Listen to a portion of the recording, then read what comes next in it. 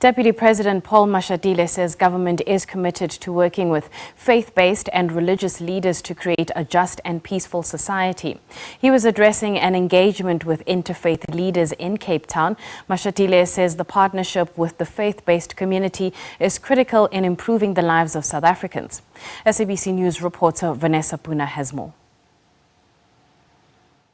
Faith leaders from across the Western Cape are gathering in Cape Town today, of course, to attend an engagement led by Deputy President Paul Mashatile, as well as a number of government ministers. Of course, just a short while ago in opening this event, the Deputy President said that it is imperative that faith leaders work together with government in order to create the society that indeed is envisaged in the Constitution. I'm joined now by Deputy President Mashatile. Very warm good morning to you, sir. When you addressed the gathering earlier on, you were talking about the realization of the values enshrined in the Constitution, and you were talking about the very important role that faith-based communities, faith-based leaders have. When you look at this engagement, what are the aims in terms of getting the input, getting the messages from these various faith-based and religious leaders here in the Western Cape? We want to cement the relationship and partnership that we have built over the years with the religious community.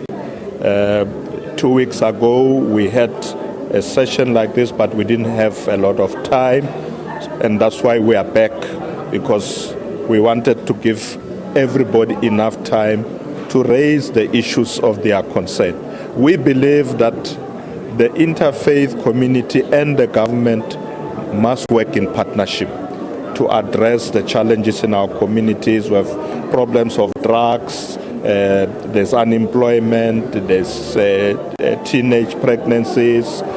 So we are saying to the interfaith community, as government, as we deal with these issues, you should be there. You should be our partners, because you have always been. Let's work on these things together. But there are also issues that religious leaders want us to address: access to land, to build churches. Other religious leaders has raised the issue of being marriage officers and so on. Sometimes they struggle with this. So we have to look at all these things and also remove the red tape. Because when people want to do things, they say government takes too long. And I was telling them today that the president has set up a red tape reduction team, which is doing away with all these impediments to make sure that we can work smoothly. And I said to the gathering today, what we are doing here today is building a movement that will go on a journey together to deal with these issues, because all of us want a better South Africa, and we will achieve that as we work together. You spoke earlier on, DP, in terms of, legislation. You were talking about the Bill of Rights. You were talking about the rights of various faiths to be able to practice their faith, and for this to be the reality in South Africa. Of course, this administration is nearly at its end. Going forward, when you talk about that kind of interventions in terms of legislative inventions or interventions, can we see this actually coming to fruition? Indeed, of course, government is continuous. We are saying that these gains that we have achieved, this constitution that we achieved, the best in the world, should not be tampered with. There are some leaders, when they campaign, they say, no, we must change this constitution. We are saying, no, the constitution is good for all of us, is the best in the world. Let's continue to strengthen the work that we do. The Constitution doesn't deny us from working in partnership, from cooperating. The problem is ourselves as parties, as religious leaders, must find one another.